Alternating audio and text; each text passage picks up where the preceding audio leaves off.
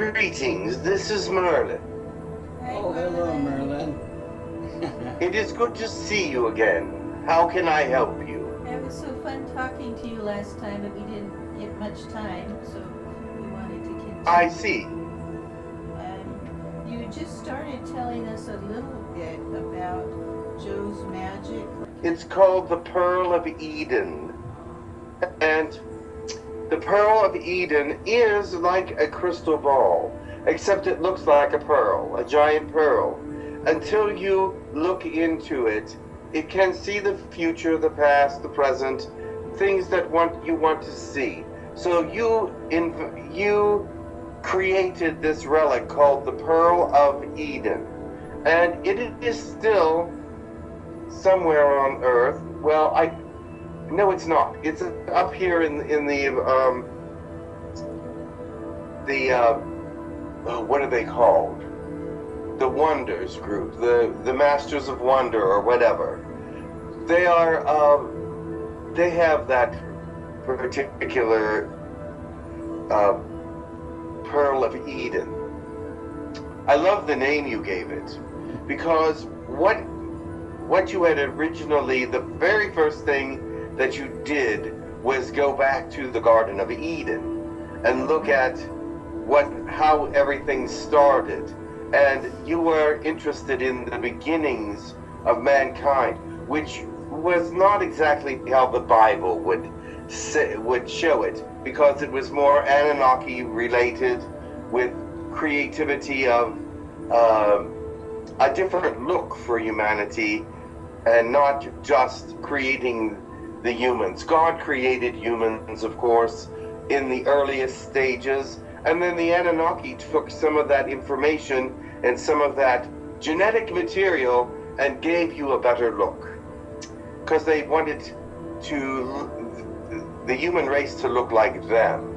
And so you look like Anunnaki, at least the higher ones, the higher forms of Anunnaki. There are several different races in the Anunnaki as well, so you look like the higher realms of Anunnaki, the gods and goddesses. And when did that happen?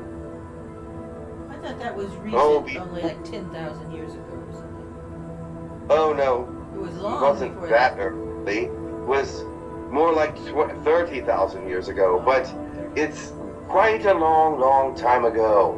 But I mean that the Anunnaki did that. But the thing is, you created the Pearl of Eden so that you could look back into it. But it took much time. It's not easy to make a relic. Relic is sealed in magic, meaning that it will never escape whatever you put it in. But in order to do that, there is months and sometimes even years of spells that go into these relics, because after the relic is actually made and you're sure that it is what you want, all the spells and all the things that led up to you making it are dispersed, and or some of them even destroyed, so that no one can copy it or no one can destroy it. So this is what you did. And this was on Earth. When was it on Earth? It was on Earth for a while in England. It was on Earth when you've heard of, what is his name? I was there, and my memory is so bad because I've been 100 different places since then. It was in the realm of Camelot that you made this.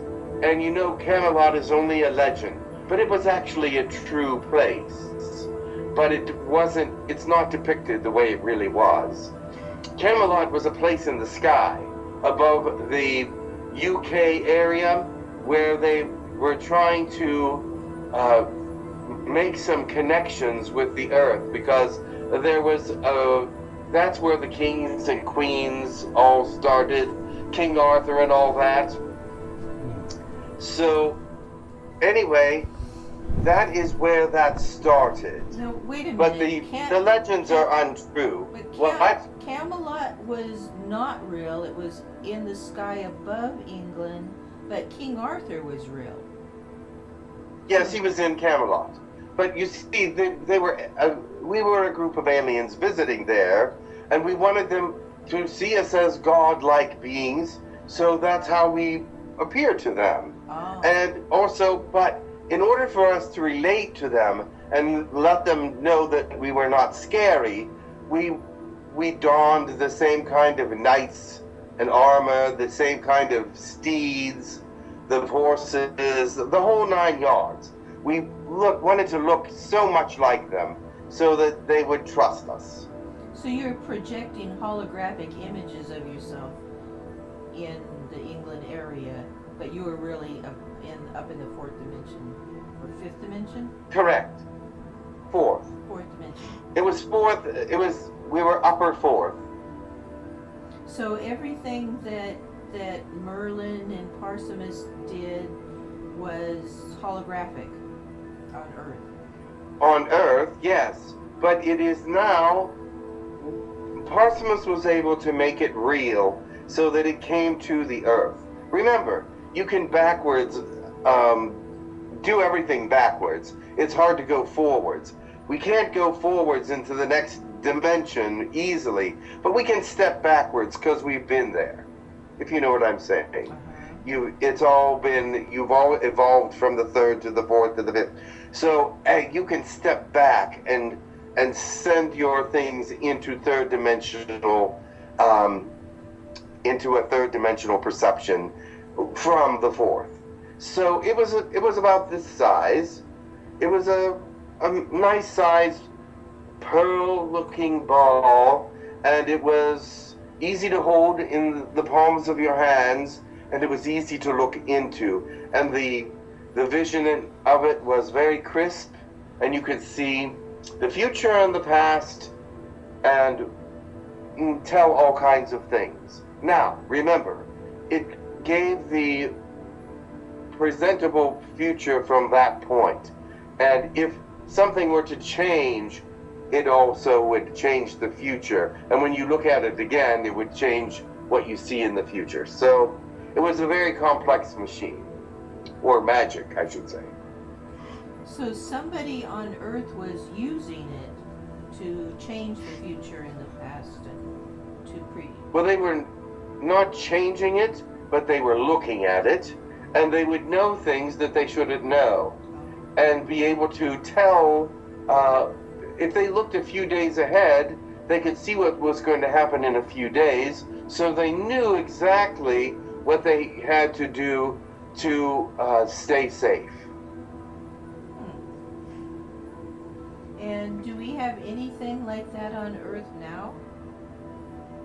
The relics are going to be returned to your planet.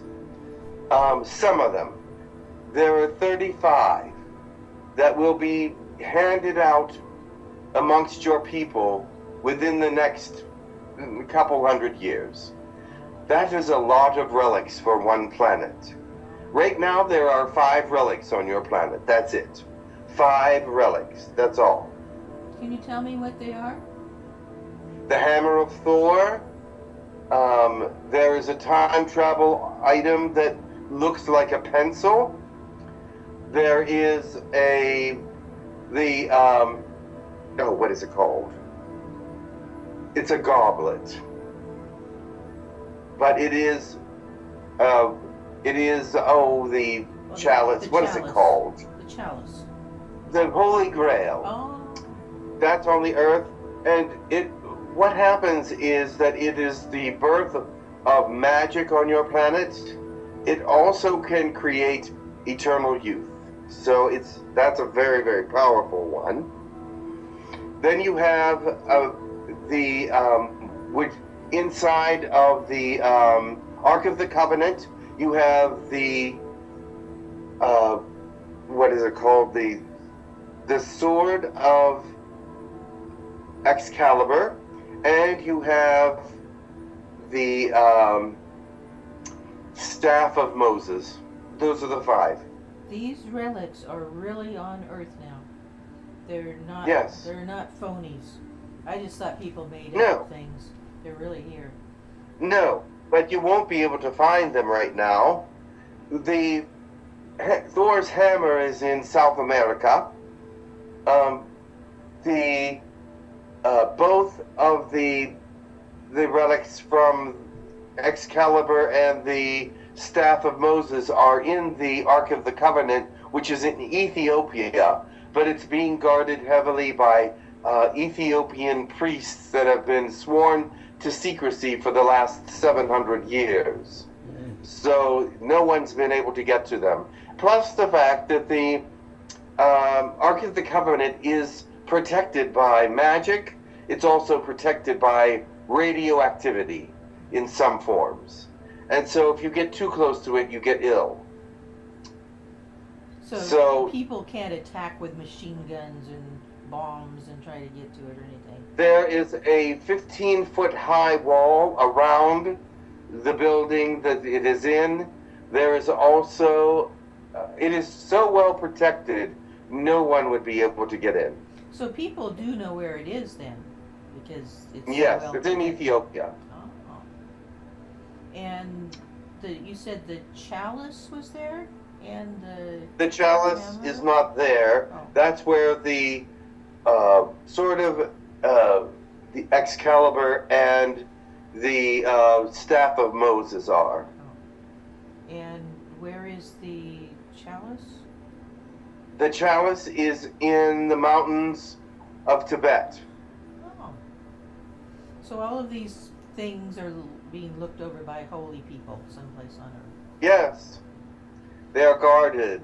They are so powerful. You must take them seriously. The pen, however, or the pencil, whatever you want to call it, it's a large pencil. It's very thick. It looks like almost looks like a magic wand, except that it is an ink pen or something of that nature that was made more recently, and that's why it's still on the planet. And it is in the office of the late great Gene Roddenberry. Do you know who that is? I've heard the name, but I don't know anything about it. The creator of Star Trek. That's why I know that name. Yes. Yes, because he was a time traveler, and he was able to get information. Many of the names of the civilization that he uses on Star Trek are real. Many of the things he's seen, he tried to duplicate on the series. How wonderful. And But now he is gone, but the pen is still in the possession of the family, and they do not know anything about it. huh, it's just sitting there doing nothing. Correct. Wow. And it's unassuming. And it just won't be known about until the time when it should be. Okay, exactly. What makes it unusual looking is it's pretty thick. It's a very thick looking pen, and it's uncomfortable to use as a pen. So it is filled with all kinds of magic, of course, for time traveling and some magical technology, if you will. But the thing is about it is that most people would just ignore it because it doesn't look practical. So Because it has real gold, 24 karat gold on it. And so it's very valuable as far as just as a pen is concerned, but it would damage very easily who because brought 24 karat gold will bend very, very easily. So who brought it to Earth originally? Actually, it was made on Earth By who? How long ago? by a magician in the late 1800s. I do not know his name, but he did seal it very well, and his initials or name should be on the pen somewhere. And were all of the creators of these relics, were they all creator beings? Not necessarily. They were magicians. They were probably very advanced humans or beings from other worlds. So, since Joe created this relic, he doesn't still have any connection to it now? Of course he does. His name is on it. That is the connection. However, that is not on the earth right now, so he cannot connect to it that way. But I think at some period of time in the future, that particular item will return to the earth and be placed in the possession of one that will use it very responsibly. That is what the Council of Wonders, oh, that's their name, the Council of Wonders is all about. Placement of relics and using them wisely and for the greatest benefit of the Earth or whatever planet. They run around the whole universe. They have hundreds of relics. But Joe can't connect consciously to this relic and pull that energy into him or anything. I think you could talk to the Council of Wonders if you wish. I think they still have it, unless they hid it somewhere, which they do often, because there are some relics that are so powerful that there are other beings that will try to destroy them to get the relics, but they are very well protected. But some relics are too valuable to risk, and so they will hide them in very interesting and places that you would never look, like the center of a sun or something of that nature. And you started to tell me that I had created magic also. Yes, you did create magic. You were part of, well, since you and Joe have been around as creator beings together for a long period of time, your interests pique one another. So you were interested in magic as well as Joe. So you were also one of my apprentices, and you also were very powerful. What was my name? Teractus. Teractus. It's a scary name. No, not really. Teractus. At that time, it was a very powerful name. Well, it does sound powerful. It sounds like a dragon. Teractus. Well, that was the name given to you, but it was not a negative name. It was actually a very positive name given. Oh, God said, stay very still for a moment. Yes, thank you. He said he's working in a place where you have to stay very still. So, not that you were moving a lot, but he didn't want you to get up.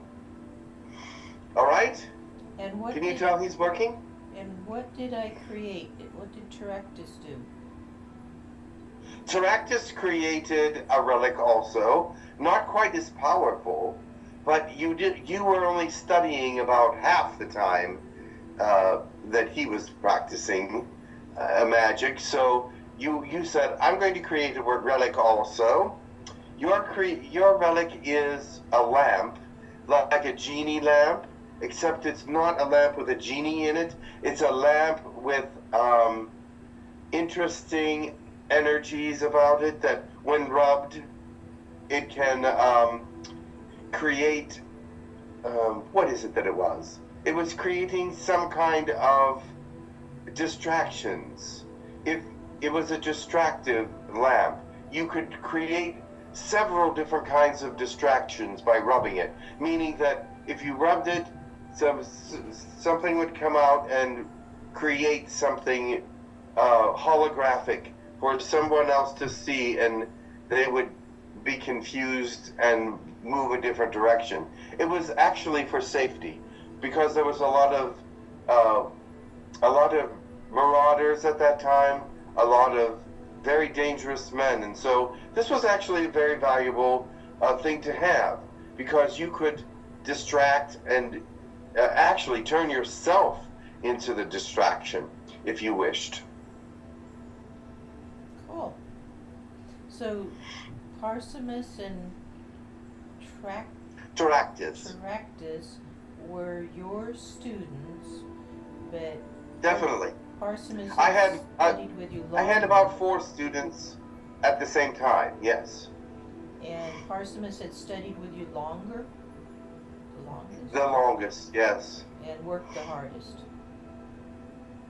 You did work very hard. You were creating magic for music back then. Wow. He wanted to create a magical relic that was a musical instrument. Wow. But he never finished that, though. Oh. But it was a very good idea. And the idea was, if you would strum a certain chord, this would happen. If you would strum a different chord, this would happen. So he was trying to put magic into each chord so that it was strummed by this particular instrument, different things would happen.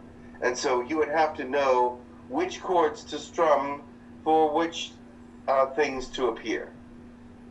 And some people on Earth think that certain notes have a certain power. Did anybody That ever is true. do something with notes that would have done that? There was someone before us, before Merlin and Perseus, before us, that did create something magical, and it was a flute. Oh. I love flutes.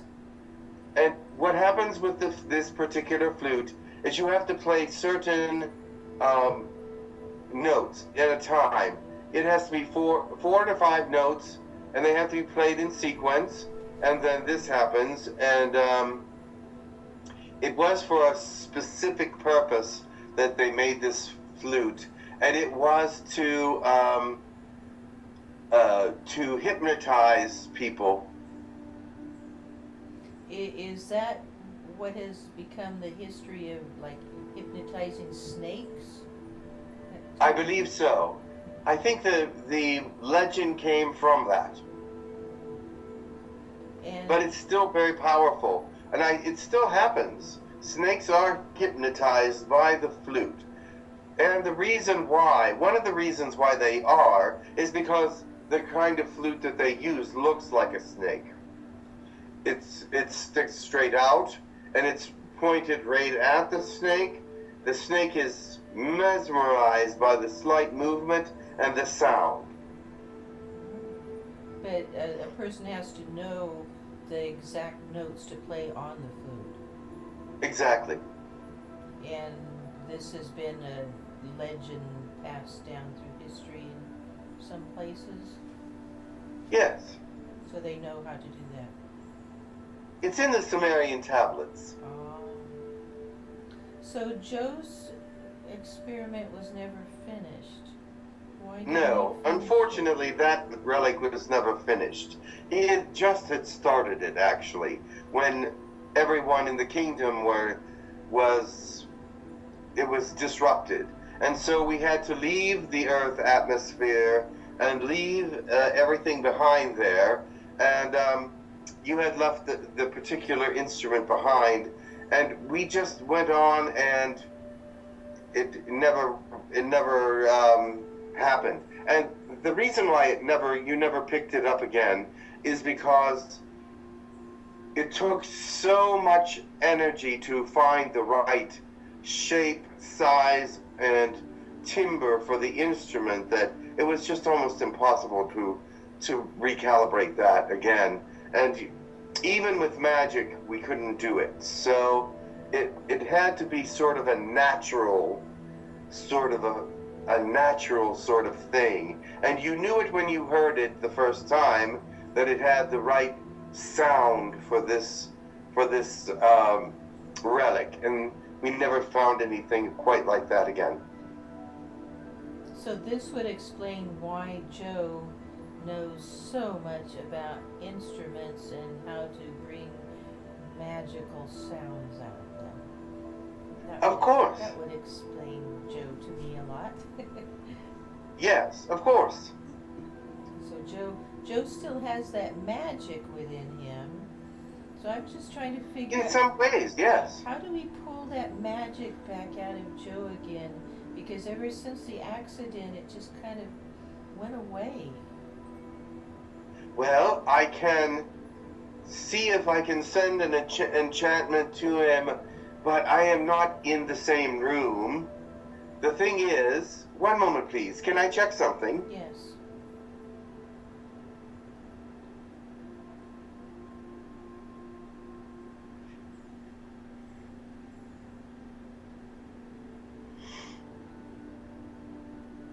Ah, there it is. There's a certain area of the brain that must be stimulated for magical processes. You still have it stimulated to some extent, but it's not as full as it once was. Let me check. He's written some very magical things on your planet already. Yeah, There are before- some sounds and things that will bring about some magical thought processes, and people have reacted. You have some magical things as well. Whenever you are working in the musical realm, you have magic as well in your voice and in your tonalities and things of that nature. You can hear them. They're ethereal, but they are from a magic source. So I want to come and help you with that as well. Thank you. Wonderful. So that the two of you can continue to make some great sounds together. Thank Wonderful. Thank you. So be enlightened, be happy and encouraged. Yes. Thank you. Yes, We will. we are trying. we thought we would be living in Taraha now, so it's a little. Yes, I know. It's a I little understand all. depressing. You know, you're not the only ones. You were the first ones that were looking to get to Taraha, but you are not the only ones that were looking to get there within this time period that have been stopped. No one is able to go there right at the moment. How many other monks were stopped recently?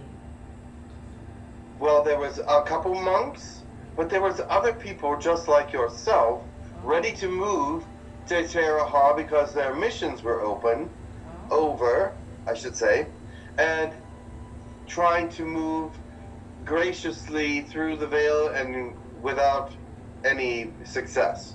And so they're in the same boat that you are in the sense that they have not been able to do much of anything. Can you tell me their names? Anybody I know? One is there in Germany. There's two of them in Germany and two of them in Finland, and they do not speak English. They're older.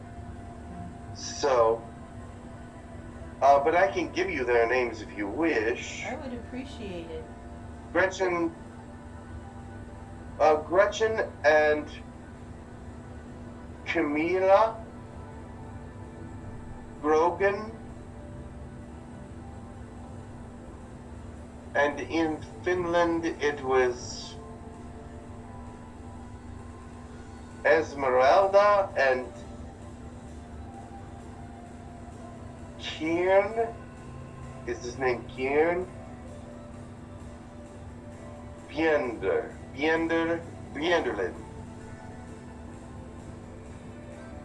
Yeah, I might not know them, but I think I've seen their names pop up on the screen a few times. All right, but they don't speak English, I don't think.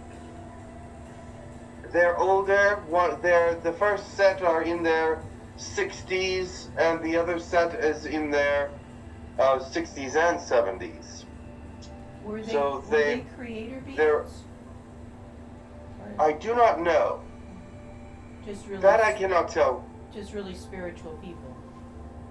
Yes, just very spiritual. Working very, very hard to get where they needed to go, and now we're denied access to Taraha. And God had mentioned another lady in England. It was either Virginia or Victoria. That was denied? Well, he talked about there were 8 ready to go a couple of months ago. That was before. I don't know if they got through before Yes, they there made was the 8 final. ready to go. These 4 that I mentioned, along with the 2 of you, are the most ready. And so all 8 are still blocked.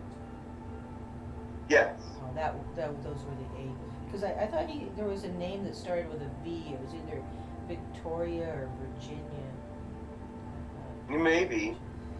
They might be the other 2, and I don't know them. Okay, so we're not alone. No, you're not alone. We're stuck on Gilligan's Island, waiting for our ship. Yes. But I think I saw that program. Are you with Ginger and the doctor and the professor? Yes, that's Yes. true. That's who we are. We're stuck. Oh, and the millionaire and his wife. I think this project that we're working on with Lacedemus is going to make it happen. Oh, Lacedemus has told me that. I thank you for reminding me. By the way, I would have forgotten. Lacedemus says the concert will be the 28th of this month. Wonderful. They will be ready, and it will be wonderful. They have everything preparing now. Oh, Maybe. They said now in the library they have 36 volumes of your music. wow. Is it possible for you to move more of your magic into our music to make it even more powerful in changing them? Well, Can we call on add me some when magic? you're doing your music, and I can, if I get there in time, I can definitely help it to become more musical and magical. Wonderful. Thank you.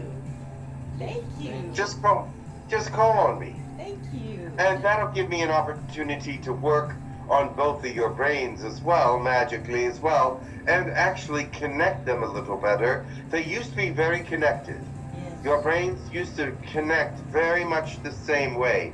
Now they're sort of separated a little, but I see the strand between the brains, but it's not strong as it used to be. Okay, so we will be waiting for you while we sleep tonight. Excellent. I will be there.